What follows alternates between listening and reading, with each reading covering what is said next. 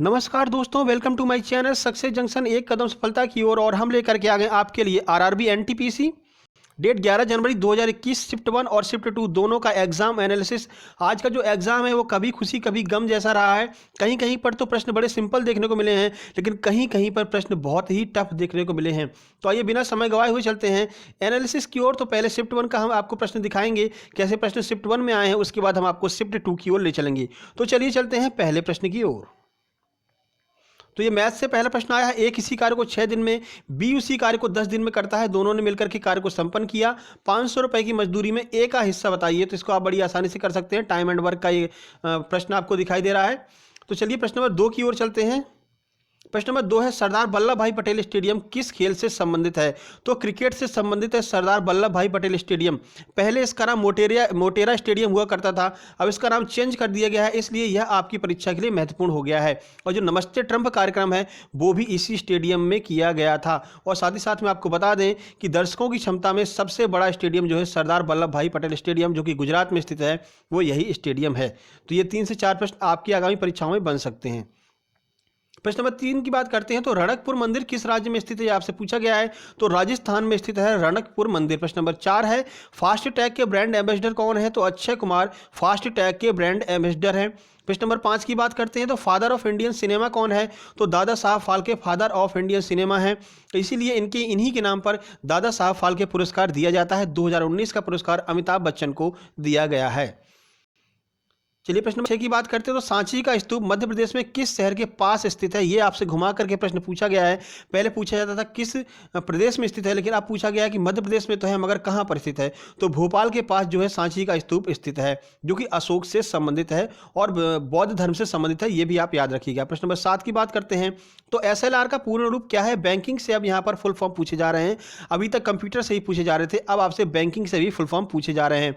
तो security liquidity ratio, ये आपका एसएलआर का फुल फॉर्म है। अब आपसे सीआरआर का फुल फॉर्म पूछा जा सकता है। तो कैश रिजर्व रेशियो जो है वो सीआरआर का फुल फॉर्म होता है। तो इन फुल फॉर्म को भी आपको पढ़ करके जाना है।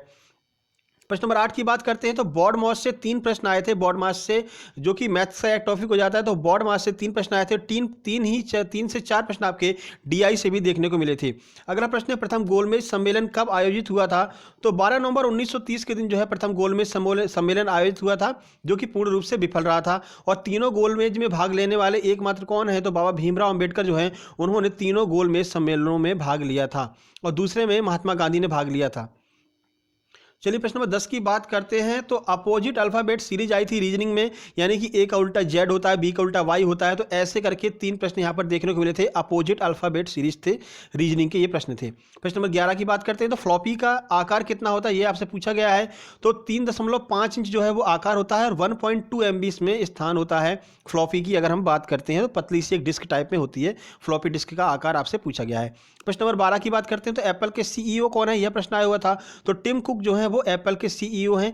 एप्पल के सीईओ, नोकिया के सीईओ, इन सब सीईओ के ऊपर हमने ऑलरेडी एक वीडियो बना करके रखा है। 10 मिनट का एनिमेटेड वीडियो है, सबकी फोटो भी आपको दिखाई देगी, तो सारी चीज़ें आपको याद हो जाएंगी बाकायदा फोटो के साथ में। तो वो वीडियो जा करके जरूर देख लीजिएगा। आपको जैसे ये वीडियो खत्म होगा तो आपको स्क्रीन में लास्ट में आपको वो वीडियो देखने को मिल जाएगा। तो उस पर क्लिक करके आप वो वीडियो देख सकते हैं, आपके लिए फायदेमंद होगा आगामी परीक्षाओं के लिए।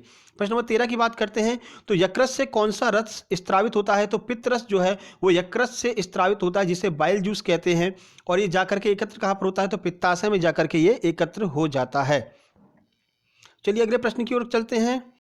तो रक्त क्या है। तो इसको तो हमने आपसे कई बार बताया है कि रक्त एक तरल संयोजी ऊतक होता है। यह प्रश्न आया हुआ था। आरबीसी डब्ल्यूबीसी की फुल फॉर्म क्या होती है, आपको पढ़ करके जाना है, क्योंकि लगातार 3 से 4 शिफ्ट में यह प्रश्न पूछा जा चुका है, आरबीसी और डब्ल्यूबीसी। तो रेड ब्लड कार्पल्स जो है आरबीसी की होती है और व्हाइट ब्लड कार्पल्स जो है वो डब्ल्यूबीसी की फुल फॉर्म होती है। ठीक है। प्रश्न नंबर 15 की बात करते हैं। तो बान की मून किस देश से संबंधित है। तो दक्षिण कोरिया से संबंधित है बान की मून। नेपाल के प्रधानमंत्री के बारे में पूछा गया है। तो देखिए, नेपाल से भी भारत का कुछ तनावग्रस्त रिश्ते हो गए थे, इस वजह से वहाँ के प्रधानमंत्री के बारे में आपसे पूछा गया है। तो केपी ओली जो है वो नेपाल के प्रधानमंत्री हैं। प्रश्न नंबर 17 की बात करते हैं। तो महिलाओं का यूएस ओपन 2020 किसने जीता है।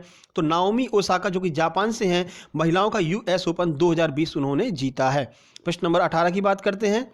तो ई प्रोम का फुल फॉर्म पूछा गया है, तो erasable programmable read only memory जो है वो ई प्रोम का फुल फॉर्म होता है। ये भी आप याद रखिए, ये कंप्यूटर से प्रश्न आया हुआ था। प्रश्न नंबर 19 की बात करते हैं, तो कंप्यूटर साक्षरता दिवस कब मनाया जाता है? तो ये भी प्रश्न 2 बार आ चुका है, ये लगातार तीसरी बार आया है। तो 2 दिसंबर को कंप्यूटर साक्षरता दिवस मनाया जाता है। प्रश्न नंबर 20 बात करते हैं, तो कंप्यूटर में कैलकुलेशन कहाँ संपन्न होती है, यह आपसे पूछा गया है। तो ALU के अंतर्गत जो है कंप्यूटर में कैलकुलेशन संपन्न होती है। ठीक है, और ALU का फुल फॉर्म क्या होता है? तो एल्गोरिदम लॉजिकल यूनिट जो होता है वो आपका ALU का फुल फॉर्म होता है। राजस्थान के मुख्यमंत्री और राजस्थान के जो गवर्नर हैं उनसे लगातार प्रश्न आ रहा है। 5 से ये लगभग मैंने अभी अगर एनालिसिस किया है तो लगभग 7 से 8वीं बार ये प्रश्न आया हुआ है कि राजस्थान के मुख्यमंत्री कौन है।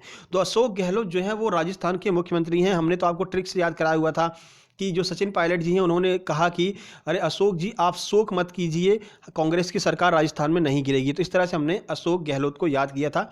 ये भी हमने वीडियो, एक ट्रिक वाली वीडियो बनाई हुई है। 28 राज्यों के मुख्यमंत्री आप ट्रिक से याद कर सकते हैं बड़ी आसानी से। चलिए 22वें प्रश्न की बात करते हैं। तो मैथ्स का ये प्रश्न है, 2 संख्याओं का योग 45 है तथा उनके वर्गों का योग 145 है, तो वे संख्याएं क्या हैं? ये भी आप बड़ी आसानी से कर सकते हैं। प्रश्न नंबर 23 है, इंपीरियल बैंक ऑफ इंडिया को SBI कब बनाया गया था? तो 1935 में इंपीरियल बैंक ऑफ इंडिया को SBI में कन्वर्ट कर दिया गया था। 1 अप्रैल को SBI दिवस मनाया जाता है, आपको पता है। प्रश्न नंबर 24 है, भारत में वर्तमान में कितनी रामसर साइट हैं? तो वर्तमान में 38 या फिर 40, जो भी ऑप्शन में दिया रहेगा। अभी आज की बात करते हैं तो 40 हो गई हैं, और जब पेपर आपका बना होगा तब 38 आपको ऑप्शन में मिलेगा, 40 आपको ऑप्शन नहीं मिलेगा। तो 38 या 40 में से एक ही ऑप्शन मिलेगा, जो भी आपको मिले वो आपका आंसर होगा। तो ये शिफ्ट 1 के कुछ एग्जाम्स की जो प्रश्न, ऑथेंटिक प्रश्न जो आए हुए थे वो सारे प्रश्न थे। चलिए शिफ्ट 2 की ओर चलते हैं। तो शिफ्ट 2 में है 2020 में साहित्य का नोबेल किसे मिला है? तो अमेरिकी कवयित्री लुइस ग्लुक जो है उन्हें 2020 में साहित्य का नोबेल पुरस्कार दिया गया है। भूटान का राष्ट्रीय खेल क्या है? तो तीरंदाजी जो है वो भूटान का राष्ट्रीय खेल बन जाता है। इसके बाद मैथ्स का एक बात करते हैं। मैथ्स का एक प्रश्न आया हुआ है, एक लड़की अपनी घड़ी को 540 रुपए पर बेचती है, उसे 10% की हानि होती है। 15% के लाभ के लिए वह उस घड़ी को कितने रुपए में बेचेगी? तो इसके ऊपर तो हमने एक शॉर्ट वीडियो आपको बनाकर बताया था कि कैसे इन सवालों को देखते ही सॉल्व कर सकते हैं चुटकियों में। तो क्या करना है, 540 लिखिए, 540 के सामने लिखिए 100 में से 10 घटा करके यानी 90, और 90 के नीचे लिखिए कितना चाहिए लाभ उसको, 15 रुपए का। तो 100 में 15 ऐड कर दीजिए, तो 90/115 सामने आपका 540। अब इसको काटा पीटी कर लीजिए और एक्स का मान निकाल लीजिए। बड़ी आसानी से आप इसका आंसर निकाल सकते हैं ट्रिक के द्वारा।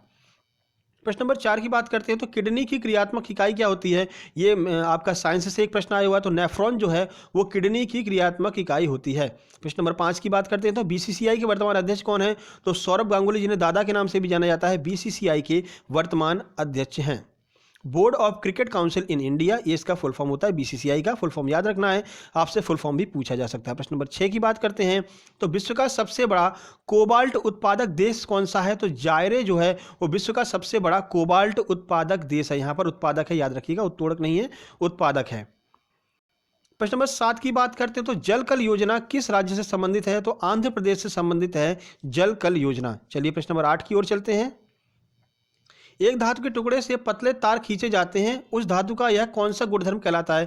कि मतलब उस धातु के टुकड़े से जो आप पतले पतले तार बना सकते हैं, ये कौन सा गुणधर्म है? तो उसे हम तन्यता कहते हैं। सबसे ज़्यादा जो तन्य होता है वो आपका सोना होता है। सोने से आप कितने भी जो है पतले पतले तार बना सकते हैं। तो सबसे ज़्यादा तन्यता जो होती है वो सोने में पाई जाती है, उसके बाद चांदी में भी पाई जाती है। प्रश्न नंबर 9 की बात करते हैं, तो खालसा पंथ की स्थापना किसने की थी? तो गुरु गोविंद सिंह ने खालसा पंथ की स्थापना की थी। प्रश्न नंबर 10 की बात करते हैं, तो हिंदुस्तान यूनिलीवर के CEO कौन है? तो संजीव मेहता जो है वो हिंदुस्तान यूनिलीवर के वर्तमान CEO हैं। प्रश्न नंबर 11 की बात करते हैं, सीसा और टिन से बनी मिश्र धातु को क्या कहा जाता है? तो सोल्डर कहते हैं जो चीज सीसा और टिन से मिलकर के बनी हुई होती है। प्रश्न नंबर 12 की बात करते हैं, राष्ट्रीय प्रौद्योगिकी दिवस कब मनाया जाता है? तो 11 मई के दिन राष्ट्रीय प्रौद्योगिकी दिवस मनाया जाता है। प्रश्न नंबर 13 की बात करते हैं, लोहे पर भाप की अभिक्रिया से कौन सी गैस उत्पन्न होती है? तो हाइड्रोजन गैस जो है वो लोहे पर भाप की अभिक्रिया कराने से उत्पन्न होती है। प्रश्न नंबर 14 है, 2020 में क्रोएशिया गणराज्य में भारत का राजदूत किसे नियुक्त किया गया है? तो राज श्रीवास्तव को 2020 में क्रोएशिया गणराज्य में भारत का राजदूत नियुक्त किया गया है। चलिए प्रश्न नंबर 15 की बात करते हैं, तो MS वर्ड में F7 फंक्शन कुंजी का क्या इस्तेमाल होता है? तो स्पेलिंग चेक और ग्रामर चेक के लिए F7 कुंजी का यूज किया जाता है। प्रश्न नंबर 16 की बात करते हैं तो भारतीय मानव युक्त अंतरिक्ष यान कौन सा है जो अभी 2023 में भेजा जाएगा? तो इसका नाम है गगनयान और 3 लोगों को यहाँ पर सिलेक्ट किया गया है गगनयान में जाने के लिए। प्रश्न नंबर 17 की बात करते हैं तो मिस यूनिवर्स 2019 किस देश से संबंध रखती हैं? जो मतलब कि मिस यूनिवर्स बनी है 2019 वो किस देश की है, ये आपसे पूछा गया, तो हम आपको ये भी बताएंगे कि वो किस देश से हैं और कौन है मिस यूनिवर्स 2019। तो इसका आंसर है साउथ अफ्रीका से रिलेट करती हैं, उनका नाम है जोजी बिनी टुंजी, की इस बार मिस यूनिवर्स 2019 बनी है, साउथ अफ्रीका की हैं। प्रश्न नंबर 18 की बात करते हैं तो लोटस टेम्पल किसने डिजाइन किया था? तो फरबरूज साहिबा ने लोटस टेम्पल डिजाइन किया था। पिछली शिफ्ट में आपसे पूछा गया था कि जो भोपाल का आपका भारत भवन है उसको किसने डिजाइन किया था? तो चार्ल्स कोरिया ने डिजाइन किया था। कल वाला जो है ये प्रश्न आपसे पूछा गया था कल वाली शिफ्ट में। तो याद रखिएगा, आप जो फेमस टेम्पल हैं या फिर फेमस जो किले हैं, फोर्ट हैं, उन सब के जो वास्तुकार हैं उनके बारे में भी पूछा जा रहा था। कल ही हमने आपको बताया था इस बारे में। प्रश्न नंबर 19 की बात करते हैं तो गोवा का स्वतंत्रता दिवस कब मनाया जाता है? तो 19 दिसंबर के दिन गोवा का स्वतंत्रता दिवस मनाया जाता है। ऐसा क्योंकि भारत का तो 15 अगस्त 1947 को मनाया जाता है, गोवा का क्यों मनाया जाता है 19 दिसंबर को? तो बताते हैं आपको। 19 दिसंबर 1961 के दिन 450 साल तक पुर्तगालियों की गुलामी झेलने के बाद गोवा आज़ाद हुआ था। ऑपरेशन विजय जो है भारत के द्वारा चलाया गया था और गोवा को आज़ाद कराया गया था। चलिए प्रश्न 20 की बात करते हैं तो भैटाली लोक गीत जो है किस राज्य में गाया जाता है? तो पश्चिम बंगाल में भैटाली लोकगीत गाया जाता है। पश्चिम बंगाल की मुख्यमंत्री कौन है? ममता बनर्जी हैं, ये भी हमने आपको ट्रिक से याद कराया हुआ है। प्रश्न नंबर 21 की बात करते हैं 2019 का साहित्य अकेडमी पुरस्कार किसे मिला है? तो नंद किशोर शर्मा आचार्य को 2019 का साहित्य अकेडमी पुरस्कार मिला है। तो ये थे कुछ प्रश्न जो हमको आज की दोनों शिफ्ट यानी शिफ्ट 1 और शिफ्ट 2 से जो है ऑथेंटिक प्रश्न मिले थे। ये सारे के सारे प्रश्न आज आए हुए हैं, वही प्रश्न हम आपके लिए लेकर के आए हैं। तो रोज़ शाम को 5:30 बजे जो है आपको शिफ्ट 1 और शिफ्ट 2 दोनों एग्जाम के जो प्रश्न होते हैं ऑथेंटिक विथ आंसर रोज़ शाम को 5:30 बजे आपको मिलते रहेंगे जब तक रेलवे का एग्जाम चलता रहेगा। तो आपका अगर आगे एग्जाम आने वाला है तो तैयारी बरकरार रखिए, ऐसे ही डेली एनालिसिस देखते रहिए, सारे पेपर को देखते रहिए, क्योंकि जैसा कि हमने आपको बताया है कुछ ऐसे क्वेश्चन ऑथेंटिक क्वेश्चन कुछ ऐसे हैं जो कि 5 से 6 बार अभी तक रिपीट हो चुके हैं और अभी सेकंड फेज ही चल रहा है। इसके बाद थर्ड फेज भी है, इसके बाद ग्रुप डी भी आने वाला है। तो आपके लिए बहुत महत्वपूर्ण हो जाता है इन एग्जाम पेपर का एनालिसिस करना।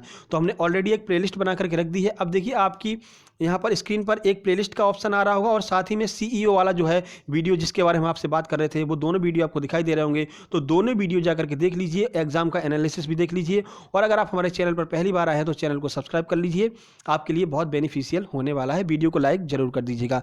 जल्द ही मिलते हैं अगले एनालिसिस के साथ में, तब तक के लिए नमस्कार।